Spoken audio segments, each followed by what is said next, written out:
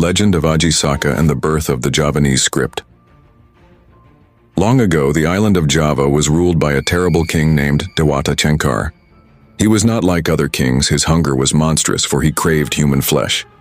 Each day his people were forced to bring him a sacrifice, and those who disobeyed were slaughtered.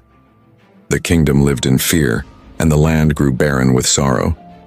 Far away, in a distant land, there lived a wise and powerful man named Saka. Some said he was not fully human, but a being with great knowledge of magic in the heavens. When he heard of the suffering in Java, he vowed to bring peace. With him came only a loyal servant, but he carried with him secrets that would change the island forever. When Saka arrived, he did not fear Dewata Cengkar. Instead, he approached the king with calm words. "O king, I am but a humble traveler. All I ask is a small strip of land, no bigger than my turban, where I may live in peace." The cannibal king laughed, for such a request seemed foolish. He agreed without hesitation, but Saka was cunning. He untied his turban and handed one end to the guards.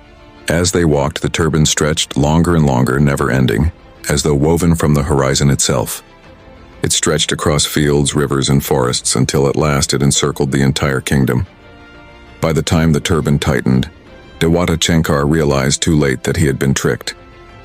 With one command, Saka pulled, and the enchanted cloth hurled the wicked king into the raging sea. There the waves swallowed him whole.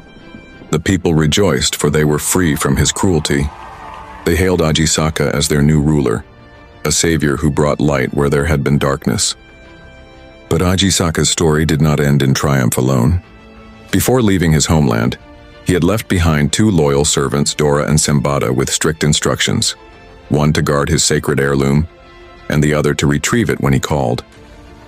When Dora came to Sembada to collect the heirloom, Sembada refused, for Saka had ordered him never to hand it over to anyone but his master himself. The two servants, bound by loyalty yet trapped by conflicting commands, fought to the death. When Saka discovered their bodies, his heart filled with grief. To honor their loyalty and to remember their sacrifice, he created the Javanese alphabet, where each letter begins with the phrase, Hanakaraka. There were two messengers. Datasawala, they were equally strong. Padajayanya, they fought to the death. Magabathanga, both are now corpses. Thus the writing of Java was born, carved not only from wisdom but from loyalty, tragedy, and blood. To this day, the people of Java remember Saka as the one who ended tyranny, brought knowledge, and gave them their script. Yet they also whisper that the sea still hungers, for in its depths lurks the spirit of Dewata Cengkar, waiting to rise again when men grow arrogant and forget the lessons of the